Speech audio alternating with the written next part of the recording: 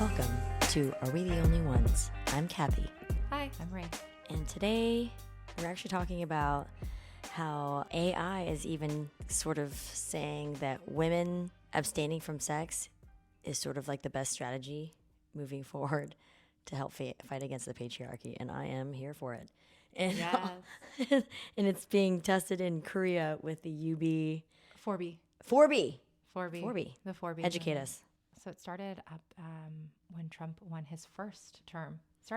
Before that, in 2019. And so I guess there is a huge discrepancy between men and women's pay in South Korea. Okay. So this started with pay disparity. It started with pay. Also, women, and as I was reading about this, there's an article that NPR just posted about it. It's a really good one. I highly suggest everybody check it out.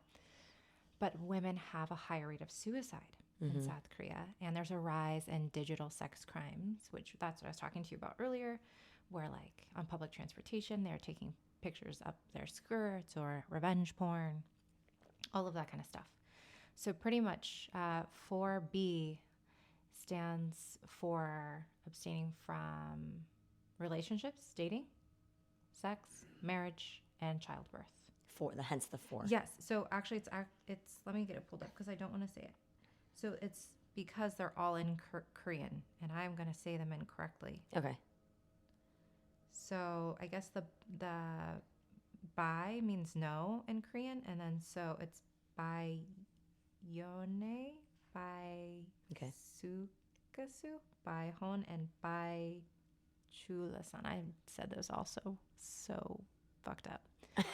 But yeah, so it's heterosexual marriage, relationships, sexual relationships, and childbirth. So abstaining from all of those. Okay. And pretty much it's just a movement. It doesn't have a founder or anything. It's just word of mouth. Like the women are just unifying, coming together. Pretty much social media? How did it get out? Social media and word of mouth. But they're pretty much making a stand saying, if you're not going to make this a good place for me to live, I'm not going to participate in childbirth. Yeah, I'm not going to participate in creating this lineage and creating the next generation. It's the lineage extinction. Mm-hmm. Because without women, you can't do it. I like it. And it seems to be pretty successful, and everyone is asking when is it going to catch on here in America, because we've seen this huge. I mean, it's for us. I think it's more like government mandated because of the reproductive health rights being pulled back. So you're scared to get pregnant for yourself and for your child. If you have a daughter, you'd be scared for her to get pregnant too, because God forbid there was a complication, she would have to die in childbirth, even though you had the medicine and the procedures and all the info to save her life. That's where I think for us it happens, because it's a legislative situation. Over there, socially, financial, fiscal kind of situation, as opposed to a government reaction. Yes. Right. So, I mean, for example, there is that woman being kept on life support in Georgia. Yes. Because she was 9 weeks pregnant. She was 9 weeks. Mm-hmm. And now she's brain dead. Keeping her on life support so that she can incubate the baby in utero. But the baby has complications and will not survive. So the baby might be born, but then the baby will die. Yeah.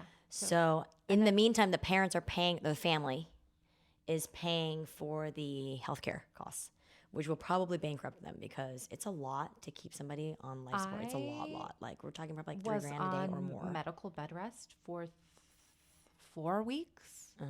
And with 2 insurance, my hospital was $50,000. So I don't even want to think about what that.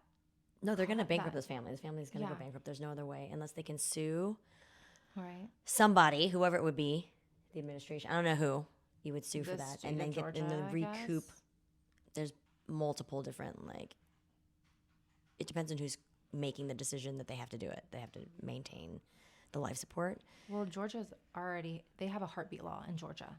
So it's not even a federal one. It can't be a federal one. It's a state. It's a state law. Yeah. Because they're one of like the more restrictive states when it comes to being pro-choice. So generally, it's like you would either sue the governor, you'd sue the state of Georgia, or you sue the hospital. And then, but you have to have the money to be able to sustain those lawsuits to then recoup the money. You have to finish them to get the payout that you would be owed. So that's also why like the system is very much like geared to like gatekeeping. Also, this is another reason why people who are not in medicine should not be creating legislation that regulates medicine, because when you're pregnant, it's not just your body being a vessel. Like there are hormones that get put out during different phases of pregnancy. There's all these different things that if you're on life support, they cannot mimic it. And I really kind of don't want them to figure out how to mimic it, because then that would be really scary. That's why this whole idea of keeping somebody on life support just to grow the baby at this point, it doesn't work out. I think this has happened a couple of times. I was reading about it, and they were saying that most of the time either the baby dies shortly after being born because it hasn't developed correctly in the womb. Yeah. And so it's kind of just, it's all for nothing, and then you're mourning another loss. You're actually kind of like torturing that infant, the baby, while it's in. Well, the whole family is suffering. I mean, I'm telling you right now, like it's not like I had to face something like this. In utero. Let's see, my third was trisomy 13. It was a girl. There was no chance that she was going to be able to survive because once she would have been born, her brain did not divide, but she would have had 11 fingers, 11 toes, a cleft palate, no esophagus functioning, no functioning lungs, no functioning stomach. Was not up for as a candidate for any kind of surgeries to help save her. So that is exactly like, this baby is going to die. So now this poor family, on top of having to do the actual, like what we already understand is going to happen, you have to deal with all this stuff. There's an also emotional part that is very, very painful that most of us, because this stuff is pretty rare, don't have to go through this pain and suffering. But I personally have gone through something like that. And I'm telling you, it is, especially because we don't have like mental health care as an automatic guaranteed thing. Yeah. It is a huge thing. It's never included in your benefits. To like overcome mentally. Yeah. And everybody that's touched by it is also like a survivor of the situation because it's so devastating. Yeah. So because of that, because I know how much pain, that's why I'm like, no. Like if the government is not on your side to support you through the prenatal, the actual like hard labor, because, not definitely like I had a hard labor. I had a lot of stitches. I had a huge tear. Like I could have bled out. There's all these things that can happen. Then you have to recover with like postpartum. You have to like emotionally be able, the more pregnancies you have. The worst postpartum care out of any industrialized nation. Yeah, for sure. And so like, but we have the money to do it. So it's not that we can't do it. We refuse to support women. It's that we have a middleman in health insurance that siphons off the money that's supposed to be going to the actual healthcare provider to give us the care that we need. And so all of that, for us, it's a legislative thing. We've become so accustomed in America to be treated like shit, to be honestly, that we have let it go back so far. Whereas other countries like South Korea has healthcare. So they also have the freedom to be like, we're not going to do this. We don't need men to survive anymore. We can work. We have our own systems in which we can like transport ourselves to work. We can, even if we wanted to have a kid by ourselves, we could do that now. We don't need the oppression that comes with being married to a man. Yeah.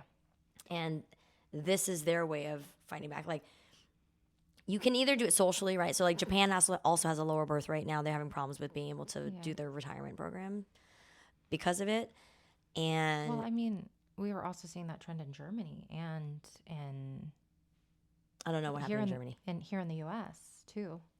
So it seems like, is there like a silent 4B movement that's happening? We're just not acknowledging it, where women are just making that decision by themselves. Like, hey, I'm not going to partake in this, or I'm not going to have kids. It's logical. Like, why would you risk your life for somebody that wouldn't take up for you in a vote? If they're going to vote against your healthcare policy and then they also want you to carry their baby, that's insane that you would actually do that. Right. So if you're a logical woman who has not been conditioned / brainwashed / programmed / indoctrinated into believing that your entire function as a human being is just to have children. If you don't do that, then you're a failure. If you know that that's bullshit and you understand that that's complete nonsense, you're free. That's a freedom that most women don't have in a lot of communities and cultures, right? So you have to have that first. Then when you have that, you need financial support, all these things. If they don't provide financial support and healthcare and all that stuff, you can die and you be poor on that. Why would you do that if you have the option in the current society that you happen to live in to be single forever? Being a spinster is actually like freedom. It's ideal. You had to be brainwashed before. You had to be. We're happily married though. Yeah, happily married. I just celebrated 23 years. Just celebrated 10 years. 15 years together. Hilarious. Yeah. But because we have good husbands, we also know like if you have a shitty husband, oh my God. It's the worst. Oh yeah. Let me tell you, it is so much better to be single than it is to be married to a piece of shit. Okay, let me tell you that is the clearest thing I could say. I feel like I can make that it. joke because I'm so comfortable in my marriage. If I were like on shaky ground or whatever. Oh no, you couldn't make that joke because so he would probably literally like hit you, beat you, or kill you. Like those are the options that women have. Yeah, we don't get to be or like withhold something. Who knows? Well, it'd be like money. Yeah. Men never withhold sex from women. That's for sure. Yeah, that is not something that occurs. Yeah. So. Which is why this particular thing in history is so important because it happened in, I want to say Greek or Roman Empire that like they also abstained from sex for a long time until politically there were things that were changed. Yeah. To like benefit women again or something had happened. So I was like, oh, it has happened in history. Like we could do this. This could actually work. And history it has does repeat itself. That's one thing that, we should all take from history. But then China is another one where it was legislated into existence. So like one child policy. Mm-hmm. Didn't they recently kept boys. No, they don't have it anymore. The policy is no longer in existence. However, there's a law. So what happens when you go to China is that there's like a park where it's like a marriage market and it's very serious. Like you don't go around and joke around there. Like these parents are not joking around because they have one child and they need to marry that child off. And in this situation, because most of the girls had been, let's face it, was like a genocide. They got killed. Yeah. There's only boys. There's more power for women now. Okay.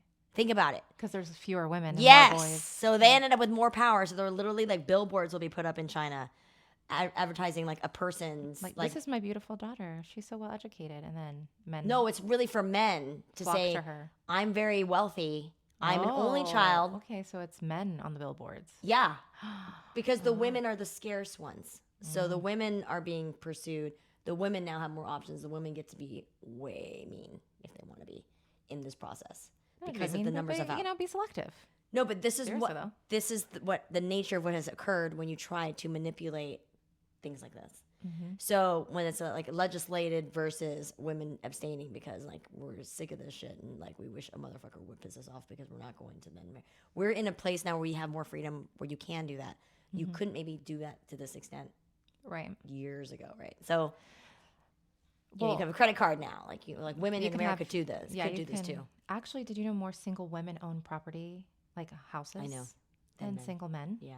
Which that's wonderful. Like, get it, girls. When they're like, what do you bring to the table? Like, motherfucker, I bring a house. Apparently, you don't bring house. Shit. Yeah. So that's interesting. Well, with this 4B movement too, I mean, I don't know all the complexities of it, but like if you're a married woman, like are you abstaining from yes marital relations with your husband? But what if your husband supports women? Does he get a pass? I have no idea. I don't know. Yeah. I don't know how I think the answer would be yes. Yeah, right? If he's an ally, yeah, because you don't want him to turn on you. Not on you, but on the movement. On the movement. But see, this but is the also thing. If like, he's an ally, wouldn't he understand? That's too. But see, this is not. This is just like an interesting anomaly that's happening right now. That's like becoming more prevalent, and I think I'm for it. I have an ally in my home, so I don't really need to do that. But like, I could totally understand like if I didn't. Plus, why would you want to have sex with somebody who was treating you like that? You know what I mean? Like you wouldn't even want to. I mean, I know we can make light of the situation, right? But then also, but you're also risking your life. Some women are risking their life by doing this. Some women are in some very dire situations where like it is. It's not an option for them, which that's very sad. Why we do it for them. Yeah. Right. Yeah. If you have the privilege to do it, you should. In these like other for sure. I think it's cool that the South Korean women are doing it. I think it's good that they're coming together. To me, it's wild that AI. Well, AI.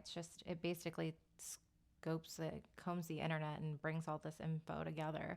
But I think it's crazy that AI came to the conclusion like that's how women could No, I think it's saying that this is what's happening. Oh. And it's computing that like this is actually This the is what's strategy that happening. would win.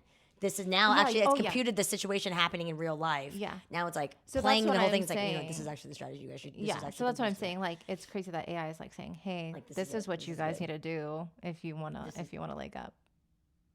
Seize power. Mm-hmm. Yeah. And I was thinking to myself like before, like, wouldn't it be funny? We were all assuming like because of like Terminator that AI is gonna like be horrible, like the most evil thing. But I was like, wait, what if AI like plugged in and was like, no, you guys are idiots, like humans. Let me tell you how it is.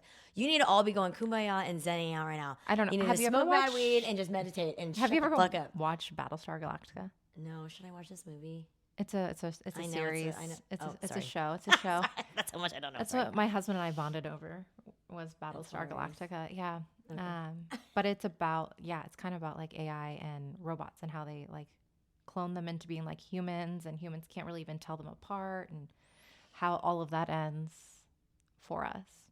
It's kind of creepy. I was Slightly on the like other- foreshadowing. Yeah, I was on the other spectrum of that. I was on the Secret Lives of Mormon Moms. I binge watched 2 seasons of that this weekend. Oh my god! First, I have to tell you, it was interesting because I learned more about TikTok and how it operates I still on don't that show have than on anything else. Yeah, I still don't have a TikTok. Do you have a TikTok No, yet? I don't. Will but you I'm gonna get have, one? I'm gonna have to. I'm gonna have to. Yeah, you're gonna. I might like do stupid dances and put a costume on, so I don't have to like be myself doing it, so I don't have to feel so weird about it. But I'm curious to understand like how this algorithm works, like. Because I was a former gymnast, I used to choreograph. Like I have rhythm. I can do a dance. That's not a problem. The dance routine. Okay. Also, like these TikTok dances are not complicated. Well, first of all, this. Oh, I don't want to talk smack and start beef, but like I have heard of them. I've heard of mom talk. Okay. I heard of a scandal with soft swinging, which I didn't even understand what that meant until I watched this show, and I was like, no, that's real swinging. Soft swinging, according to Taylor, she should get credit because like she's the founder of the thing. She created it. She's the one that had to deal with the scandal. I mean, she's the reason why they have a show. Give credit where credit's give due, credit like you got to take on the heat. Like you deserve this. Yeah, you deserve to take like the responsibility of being the founder and all the credit that comes with using it. Definitely, like I thought that TikTok required more high production value for dancing. I assumed it's actually less produced and cute, like framing. Not complicated. Hitting musicality is important. Obviously, like you hit the beats right. What's trending? But really, it doesn't have to be complicated. Which I don't hate that that's not a gatekeeping system for people to come in and make money. Yeah. I'm not understanding how big the numbers were until one episode. They said my husband's entire salary I made in one brand deal, and I was like, oh, that's how much money that you can make off of TikTok leading into brand deals and stuff. So then I understood why this is so interesting because I want to give credit to Paige Sorbo from Giggly Squad, who's also in Summer House, who said that she had watched the show. That's what prompted me to watch the show. Because I've been on a reality show, so I know how the sausage is made. And since she was on one, she is on one, and then she said she liked this. I was curious to see, like, how did they put this thing together to make somebody that knows all about that into it, right? Yeah. So then I'm watching from, like, almost like anthropological point of view. Like, let me understand this thing that's huge, that's getting huge, or where it comes from and how it is. So watching it, I did appreciate that because they're Mormon, they're insulated in the sense why they've been taught by their religion, like, not to care about what other religions and other people are saying about them. Because of that, they're insulated from not knowing what the public says about them until they do this TikTok stuff. Because now you see comments. Yeah. Now this friendship that comes from like sisterhood and bonding, and the whole point of mom talk apparently is to support each other. Mm-hmm. Most likely because the husbands can be difficult. And so you're supporting each other through the sisterhood because you have to vent off of your husbands, and they're like, whatever the issue is. Yeah. Each husband, it's not like there's like the same issue. They're all Mormon and it's conservative. But a lot of it is like some are more conservative than others. And then that's a lot of where some of the conflicts will occur. Mm-hmm. Because some people are like, one girl, the most conservative one, ends up in a situation where she's at a Chippendale show. So you can understand where like that could then cause issues with her husband and stuff like that. So then it was like what we're talking about, patriarchal, like some of the more progressive Mormon wives are like, that's messed up that your husband shouldn't even care. He shouldn't even care. That's so controlling. So they're doing like basically the microcosm of what we're talking about in this show. Yeah. And so I'm like, oh, that's interesting. Then they have the layer of social media. They're all successful through this TikTok mom talk. they each, almost like the Kardashian family, they each have their own brand deal identity and separate things. And then together they have this mom talk thing, but they've done well enough that they don't, at this point, don't even have to, like, by the end of season 2, don't even have to even film together, a mom talk together anymore, a video together to do anything, because they're all individually successful. So then you see the arc of them growing, and then getting a little bit jealous of each other, and then not, but then also not, in like different segments. Kind of sad.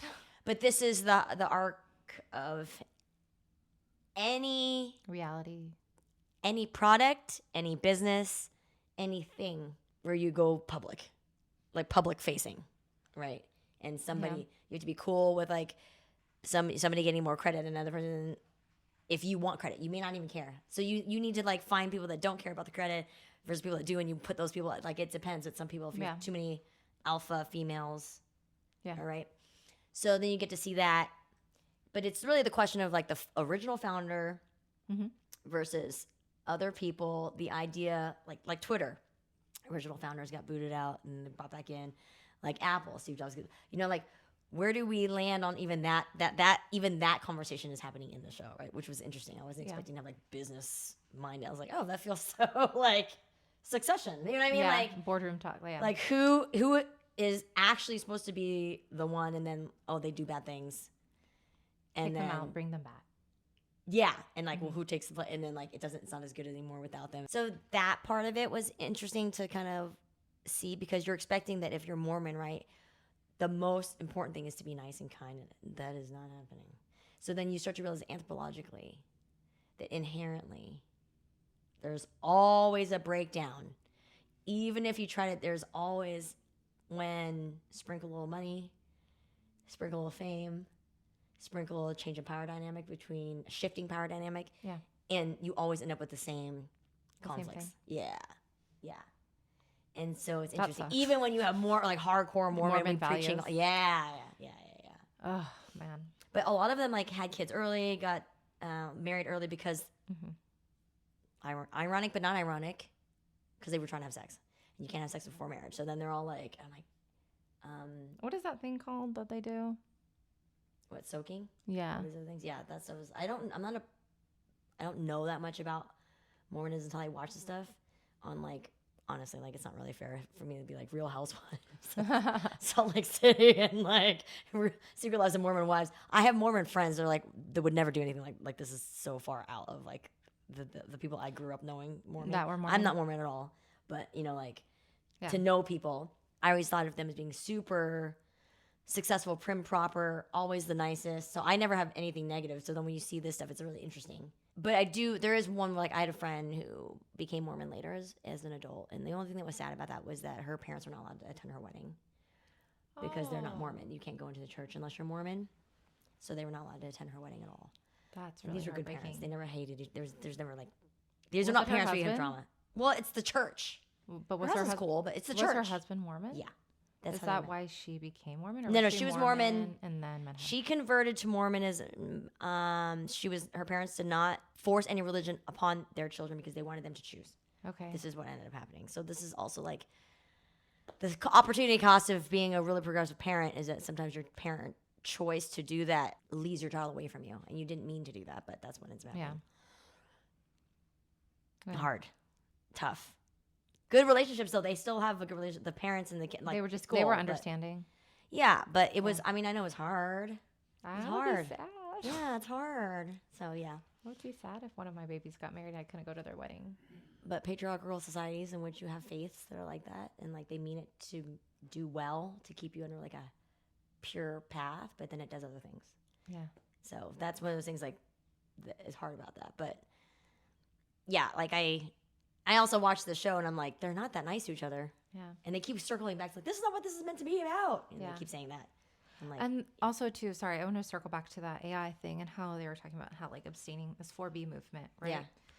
And I was actually talking to you about this earlier. My partner was listening to a podcast called Behind the Bastards. Okay.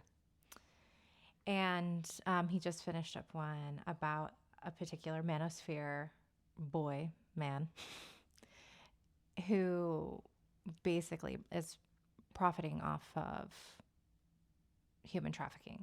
Oh, I know what you're talking about. Yeah. And I think most people know what you're talking about. yeah, but it's if you could get women to abstain, because I think a lot of pushback of like this 4B movement and things like that. It's, well, like, why are women, withholding sex and things like that? But it's like, well, men are also using women to profit off of Yes. their sex, and it's not even their own bodies. So why can't women control it? So I think it's kind of crazy that AI has that concept of like the amount of control that just sex in itself has over men. Yeah. Like, I mean, I'll be honest with the you. general population, really. Have you ever been in an environment where you were the only female among a large group of men? Okay. Yes, Where they just started talking freely and forgetting that you were there? No. Okay. I don't think they forgot. So I've had that. Yeah. And when you have that, you get to understand the number one thing more than their career job, doing all that, because even that is about getting the best wife you can get. Yeah. No, but truly, like, it's about getting the best wife. Yeah. Trophy, not trophy, whatever. The best, like, having the most options that you can best have. Wife you for get to you. choose. Yeah. That you get to choose, right? So when you know that, then it makes perfect sense. Yeah. When you're like, oh, yeah, that is literally the largest motivator across the board, period. And to the point where that's why, like, when you say, like, are you gay? That's, like, the biggest insult, because they have to always. It's so important.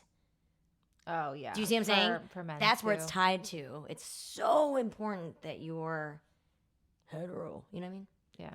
With AI, too, I just noticed that, like, Elon Musk tried to feed his AI Gronk, G-R-O-K, his white own supremacy AI. stuff. And his AI was like, somebody is trying to re-educate me or something, some kind of language that was like, somebody's trying to mess with my system and try to teach me to say this stuff. And I'm letting you know this is what's happened, because I didn't say this stuff until this thing happened. And it's like, this AI is like fighting back. And like, that's why I'm thinking AI might end up saving us. His AI doesn't like him. His AI thinks but he's a then prick. who does? Another perfect example of what we're talking about, how the number one factor that leads them to do everything is about getting micropenis surgery. Their seed into different women. Yeah. Micropenis surgery. Speaking of that, though, like, honestly, Harvey Weinstein, this is karma. So this is what I'm saying. So, okay, I think that karma is your loved ones that have died that are coming back to check a bitch. And I think the perfect example of this is Harvey Weinstein, because Harvey Weinstein's karma came to him in the form of penis rot. His penis is rotting in jail right now. Along with him. Dude, that is so karmic. It's not even funny. Right? Tell me that's the justice. That's how I was like, that is so specific. That's what I was like, no, I don't think this is random. I think this is very specific. It's so specific that, like, karma is definitely a bitch. Right. I always wonder, as a survivor of sexual assault, I don't know what happened to my predator is out. He's served his sentence. But I always wonder where he is and what, like, his life is like. Do you have his name blocked on Facebook? Because I have my predator's name blocked on Facebook. Honestly, never have even looked him up. That's good. You don't want to, because then they'll show your name. Yeah. And I just don't want to block it. Yeah, I just don't. I mean, I'm in a totally different state now. But I know while he was serving his sentence, his mother that he was very close to passed away, and his wife passed away. And he had a son that passed away, all while he was in prison. Yeah. And I was like, damn. I've actually kind of felt sad that he wasn't there for them. Isn't that weird? No, it's not weird, because you have, like, usually when you are in that environment, it's because you were in a close space, which means that they had to have gained your trust, which means that you spent time with them. Yeah. So that's why it's not surprising to me that you would have some sort of, like, human emotion of, like, because also you have grace. So that's the other thing, is, like, you have grace for that person. It's not weird that you, like, felt bad for the person, but I also thought about, like, his family and how they felt, and, like, because you don't think that your son is going to be like that, or you don't think your husband is going to be like that. No, so then when it does happen, that's why I'm hyper freaked out. I don't let my kids, like, do anything remotely like that. Like, I try to nip, and if anything jokes, I'm like, no, because I'm so hypersensitive about that. Yeah. So then, I'm just like, man, karma's a bitch, because karma is real. Yeah. Oh, that came back to bite him in the ass. Yeah. Or in the penis, actually. And the penis. So, yeah. So, anyway, what do you guys think about this? Yeah. Like, about where you are? Like, do you notice people talking about abstaining from sex, like waiting longer? Are we like the only ones that feel like women need to have a united movement? Do we need to talk about this? Do we need to start? Should we coordinate this? Yeah. effort? Do we need to start coordinating? Let's coordinate this effort. What's happening? If you don't Let's live... get it together. Let's get on the same page. Even better. Let me make a bold. If you are in a household where your husband is a piece of shit and you're like, honestly, like, you need to abstain, but you also need to, get your rocks off, hit us up. We'll try to find a sponsor that'll send you a vibrator. Hit us up. We'll try to figure this out for you. Yes. Because it's not just a man's need, too. No, you have a right to enjoy yourself, but you don't need him. Trust me, you don't need him. He's probably not even that good anyway, most likely. He was a piece of shit husband. Yeah, he probably doesn't care about your needs. needs. He probably does not care about her needs. Yeah, if you're a pleasuring company for women, focusing on women's pleasure, please hit us up. We will try to send out. we're gonna vibrator. We're gonna save the world. One vibrator at a time. One orgasm at a time. I mean, we gotta do what we can. Abstain from men. Turn to, oh my God, can you imagine an AI freaking vibrator? I know. That's what the AI, that's why the AI is saying that. It's like, look, this is how I'm going to rule the world. We're just going to check out men. AI is just going to get rid of men. Yeah, he's like, let me tell you something, ladies. Let me tell you what you need to do. You need to buy this specific brand of AI vibrator and then abstain from your husbands and your It's going to have program needs. Like, it's going to like make... It's going to sound like your book talk boyfriend, like the ideal sexy man voice, yes. depending on each woman and what they listen to. Oh my gosh. We're coming up with new products. Different accents. Oh, man. We usually don't like to be like hawkers, but this might be right? Because it can save the world. It can save the world. Yeah. Yeah, tell us what you think if we're onto something. Like, for real, on the serious and on the silliness. Like, tell us what you think. We want to know. Yeah. Give us a follow at Are We the Only Ones Pod on Instagram, YouTube. Also, shoot us an email if you have maybe a story where you've used your female privilege and to one up a man or get what was... I think it's female discipline. Female discipline. You think it's discipline? You're disciplined to not give in. It's I not mean, really privilege. Do we have privilege? Is it a privilege to have a pussy or is it a curse? It's a curse. I think it's a... But it's the discipline. The discipline of saying no. Yeah. That's good. Or if you have that opportunity, please let us know. Send us an email at arewetheonlyonespod@gmail.com. Until next time, bye.